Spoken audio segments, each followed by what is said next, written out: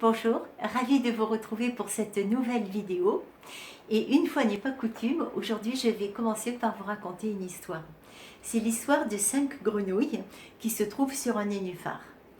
La première dit « ça y est, c'est décidé, je vais sauter ».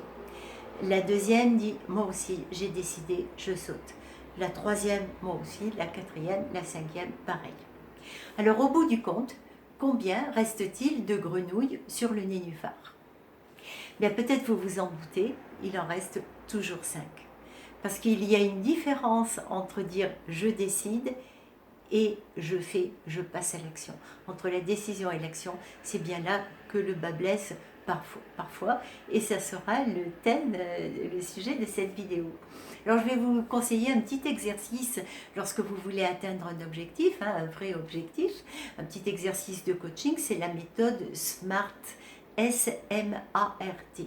Alors on va prendre un cas pratique. L'objectif, il doit dépendre de vous, il doit être S spécifique. C'est-à-dire, dépendre que de vous. C'est-à-dire, au risque sinon de dire, ben oui, mais tel événement ne s'est pas passé, machin, il n'a pas fait ceci, donc moi, j'ai pas pu faire. Vous voyez, c'est une façon de trouver une excuse pour dire que vous ne l'avez pas fait, quoi. La deuxième lettre, c'est M. M comme mesurable. Et là, c'est un clin d'œil, vous savez, à ceux qui sont dans la catégorie des faits des efforts. C'est-à-dire, ceux-là, ils continuent toujours à faire des efforts, ils ne s'arrêtent jamais. Donc là, l'idée, au contraire, c'est de se fixer un chiffre.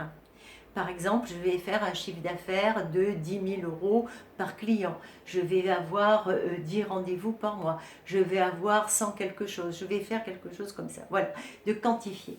Alors, pour les cas, justement, où vous me direz, ben moi, c'est pas quantifiable. C'est plus un état, c'est plus autre chose. Alors, la question que je vais vous poser pour vous aider, ça va vous dire, quand est-ce que vous saurez que vous avez atteint votre objectif? Comment ça sera quand vous l'aurez atteint? Et c'est à partir de là que vous allez trouver une unité de mesure en quelque sorte. Voilà. Ensuite, le A. Le A comme ambitieux. Parce que vous voyez, si vous me dites j'ai l'habitude de courir 5 km et demain je vais faire 5,5 km, moi je dis à quoi ça sert de se fixer un objectif pour si peu? Voilà.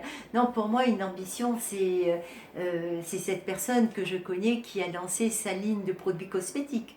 Ça, c'est un bel objectif, non? Voilà. Ensuite, le R. R comme réaliste.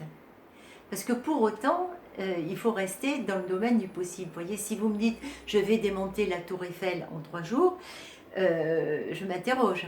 Si vous me dites je vais apprendre le japonais en 3 mois, c'est pareil. Vous voyez, restons dans le domaine du possible si on veut un vrai objectif sérieux. Et enfin, la dernière lettre, c'est le T. Et là, vous le comprenez, ça c'est extrêmement important. C'est se fixer une date dans le temps. Se fixer une date limite. Une date à laquelle on doit arriver à le faire. C'est-à-dire que cette date, c'est l'aiguillon qui va vous pousser à agir parce que vous allez faire votre rétro-planning, vous allez dire il me reste plus que tant de temps pour le réussir. Voilà. Sinon, si on ne se fixe pas une date, on reste toujours dans le je vais le faire. Voilà, j'attends vos remarques et puis vos exemples sans doute.